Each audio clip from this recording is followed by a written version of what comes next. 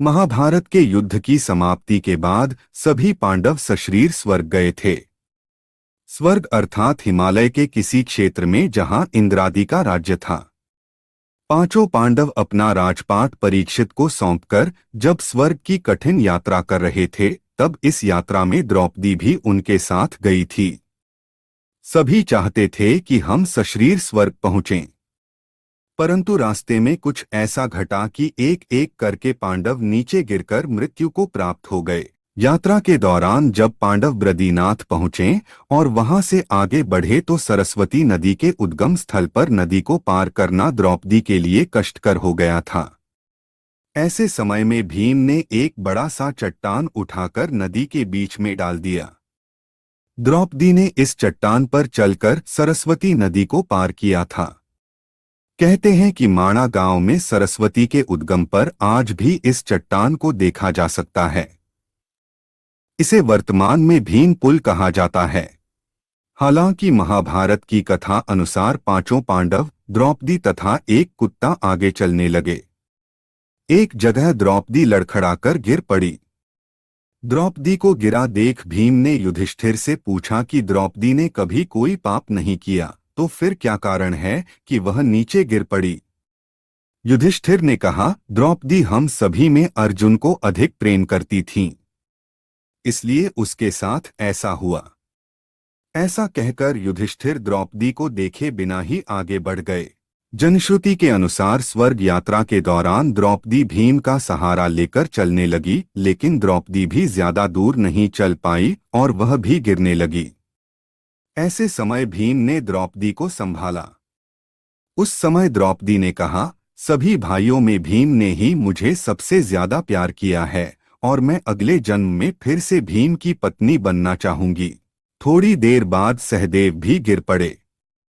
तब भीम ने पूछा, सहदेव क्यों गिरा? युधिष्ठिर ने कहा, सहदेव किसी को अपने जैसा विद्वान नहीं समझता था, इसी दोष के कारण गिरना पड़ा। कुछ देर बाद नकुल भी गिर पड़े। भीम के पूछने पर युधिष्ठिर ने बताया कि नकुल को अपने रूप पर बहुत अभिमान था, इसलिए आज इसकी यह गति हुई है। थोड़ी देर बाद अर्जुन भी गिर पड़े। युधिष्ठिर ने भीम से कहा, अर्जुन को अपने पराक्रम पर अभिमान था।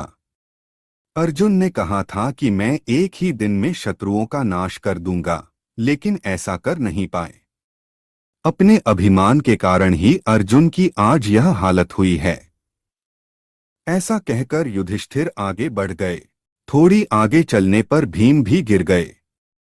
तब भीम ने गिरते वक्त युधिष्ठिर से इसका कारण पूछा तो उन्होंने बताया कि तुम खाते बहुत थे और अपने बल का झूठा प्रदर्शन करते थे, इसलिए तुम्हें आज भूमि पर गिरना पड़ा। यह कहकर युधिष्ठिर आगे चल दिए। केवल वह कुत्ता ही उनके साथ चलता रहा। युधिष्ठिर कुछ ही दूर चले थे कि उन्हें स्वर्ग ले जाने के लिए स्वयं देवराज इंद्र अपना रथ लेकर आ गए। तब युधिष्ठिर ने इंद्र से कहा, मेरे भाई और द्रौपदी मार्ग में ही गिर पड़े हैं, वे भी हमारे साथ चलें, ऐसी व्यवस्था कीजिए। तब इंद्र ने कहा कि वे सभी शरीर त्याग कर पहले ही स्वर्ग पहुंच चुके हैं, लेकिन आप सशरीर स्वर्ग में जाएंगे। इंद्र की बात सुनकर युधिष्ठिर ने कहा कि यह कुत्ता भी मेरे साथ जाएगा, लेकिन इंद्र ने ऐसा करने से मना कर दिया। काफी देर समझाने पर भी जब युधिष्ठिर बिना कुत्ते के स्वर्ग जाने के लिए नहीं माने तो कुत्ते के रूप में यमराज अपने वास्तविक रूप में प्रकट हो गए। युधिष्ठिर को अपने धर्म में स्थित देखकर यमराज खुश हुए।